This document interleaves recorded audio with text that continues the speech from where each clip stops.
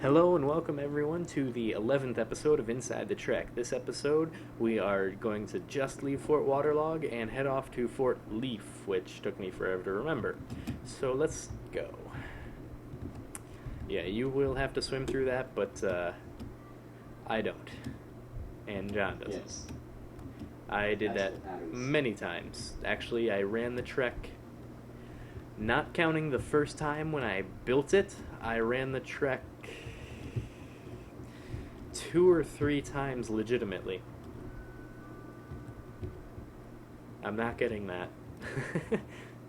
Actually, yeah, let me just pause the video so I can grab the doorbell. And we are back. I had to get the doorbell, so let's continue. I don't remember what is, like, in terms of guard towers and outposts are up here, but I believe there's an outpost up here, the very next one, but I could be wrong, honestly. Oh, wait, actually, I don't know. It could be one of two things that I'm thinking of. It's either an outpost or a guard tower. I know that sounds funny because those are the only options, but, oh well.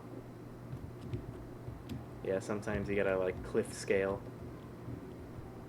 Nope, it's an outpost. I'm thinking of the next mountain. So, yeah.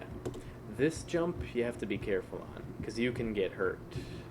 Probably not smart to follow the torches in this case, unless you can jump down like this and hit the water. I think that's what I did for my slight full run of the trek.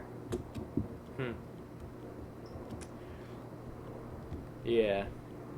So, Maybe that's the first time I died on my full run of the trek. No, that was...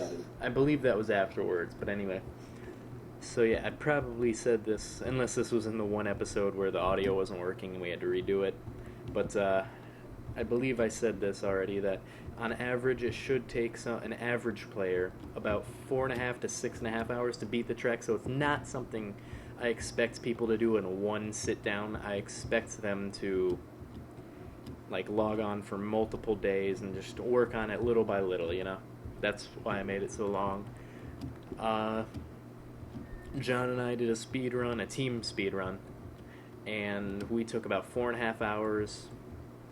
I did a solo speed run, actually timed, and that took 2.5. But I ran the entire thing, and, like, I only died once, which, considering where I died, it was pretty stupid.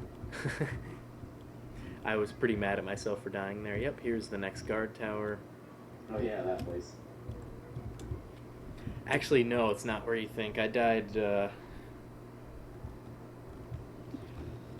Wasn't it like a 1 block wide hole or something like that? No, I, like, hit the water. I hit a waterfall, except there was a cave behind it, so I landed, and then I stepped forward 1 block, and there was a cavern, apparently, so I fell down, like, 20 blocks, and I had a half a heart already. I was pissed. Right. I was pissed, because I was like, I'm alive! Poof! No! So, yeah, I believe... the spawn point was relatively close.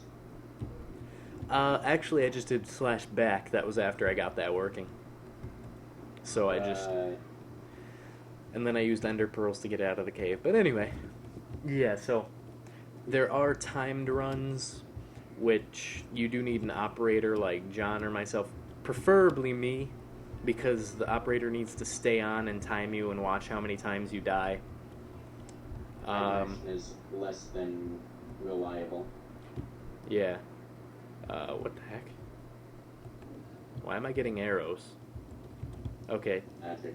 That's the problem with this. Sometimes there'll be, like, animals in the armories, and they'll step on the pressure plates, and the pressure plates, for the command blocks, they're just at P, so it's the closest character, so you could be, like, an Aether's Light, and something at Fort Leaf would give you something. But anyway, so here's Fort Leaf. I named it basically because it's bordering the jungle and the forest, but I'll go over that more next episode. So tune in next time for an in-depth look at Fort Leaf. Until then.